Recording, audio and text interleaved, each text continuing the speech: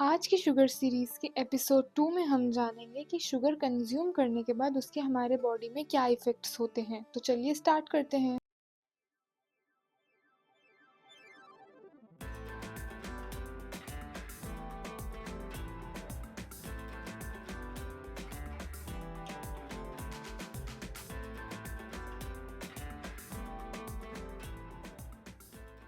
खुशामदीद दोस्तों। तो जब भी हम शुगर कंज्यूम करते हैं, फिर चाहे वो किसी मीठे के फॉर्म में हो या फिर किसी ड्रिंक्स के फॉर्म में हो, तो ये शुगर हमारे डाइजेस्टिव सिस्टम में जाता है और ये डाइजेस्टिव सिस्टम का काम है कि वो शुगर को अच्छे से डाइजेस्ट करके ग्लूकोज और फ्रुक्टोज में कन्वर्ट करता है और ये ग्लूकोज और फ्रुक्टोज फिर हमारे ब्लड में एब्जॉर्ब हो जाती है। जब हम शुगर को कंज्यूम कर रहे होते हैं, जब वो हमारे माउथ में रहती है, तब शुगर की वजह से हमारे माउथ में कुछ ऐसे बैक्टीरियाज की ग्रोथ हो जाती है जो एसिड रिलीज करते हैं और उस एसिड की वजह से हमें कैविटीज़ होने का डर होता है। फिर उसके बाद ये शुगर हमारे सिस्टम में आगे बढ़ी, हमारे पेट में गई, इंटेस्टाइन में गई, वहाँ जाके इंटेस्टाइन में इसका डाइजेशन हुआ और फिर वहाँ वो ग्लूकोज और फ्रुक्टोज में कन्वर्ट होती है। अब यहाँ इसके साथ दो चीज़ हो सकती है, या तो ये ब्लड में एब्जॉर्ब हो गया ग्लूकोज फ्रुक्टोज दोनों, या तो फिर कुछ अमाउंट ऑफ ग्लूकोज और फ्रुक्टोज एब्जॉर्ब ना होके हमारे डाइजेस्टिव सिस्टम में आगे बढ़ेगा लॉन्ग इंटेस्टाइन की तरफ।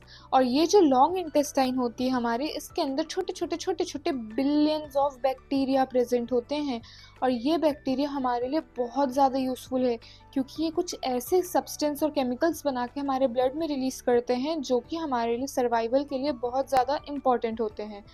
और साथ ही में कुछ बैड बैक्टीरियाज भी होते हैं, लेकिन वो बहुत कम अमाउंट में होते हैं। और अगर हम शुगर का कंजम्पशन अपना ज़्यादा रखेंगे और ये अपने इंटेस्टाइन तक के पहुंच जाएगी, तो ये बैड बैक्टीरियाज उन्हें खा के ग्रो करते हैं और हमारे गट में डिसबायोसिस होता है, जिसकी वजह से बैड बैक्टीरिया ज़्यादा, गुड बैक्टीरिया कम। और ये बैड बैक्टीरिया फिर कुछ ऐसी चीज़ें बना के हमारी ब्लड में रिलीज़ करते हैं, जिसकी वजह से आज बहुत सारी डिसीज़ेज़ हो रही हैं।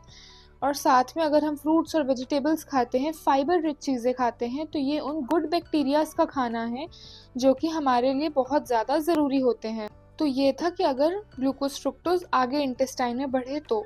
लेकिन अगर अब ये देखते हैं हम कि ग्लूकोज फ्रुक्टोज अगर हमारे ब्लड में एब्जॉर्ब हो जाता है, उसके बाद क्या आता है। तो फ्रुक्टोज के बारे में हम नेक्स्ट एपिसोड में डिटेल में देखेंगे। आज के इस एपिसोड में हम ग्लूकोज के बारे में मेजरली देखेंगे।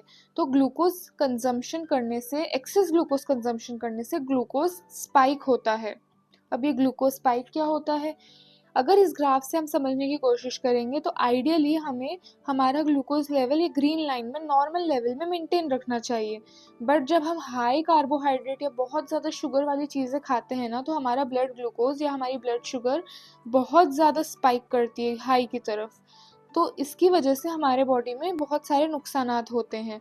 लेकिन हमारे पास एक ऐसा सिस्टम है जिसे पैनक्रियास कहते हैं। ये एक हार्मोन इंसुलिन बना के ब्लड में प्रोड्यूस करता है, जिसकी वजह से ग्लूकोज के साथ साथ इंसुलिन स्पाइक भी आता है और ये इंसुलिन सारे ग्लूकोज को हमारे ब्लड के कम कर देता है और फिर नॉर्मल रेंज में लेके आ जाता है। और ये ग्लूकोज और इंसुलिन स्पाइक हर एक शख्स में आते हैं, फिर चाहे वो डायबिटिक हो या नॉन डायबिटिक हो।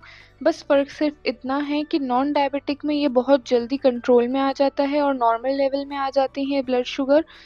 और डायबिटिक में क्योंकि पैनक्रियाज उस टाइम जितना इंसुलिन लग रहा होता है उतना नहीं बना पा रहा होता है, इस वजह से ग्लूकोज काफ़ी देर तक के एलिवेटेड रहता है। और ये ग्लूकोज एंड इंसुलिन स्पाइक की वजह से हमारे बॉडी में बहुत सारे नुकसान होते हैं, जैसे कि स्लोली हमारा इंसुलिन लेवल बढ़ने लगता है।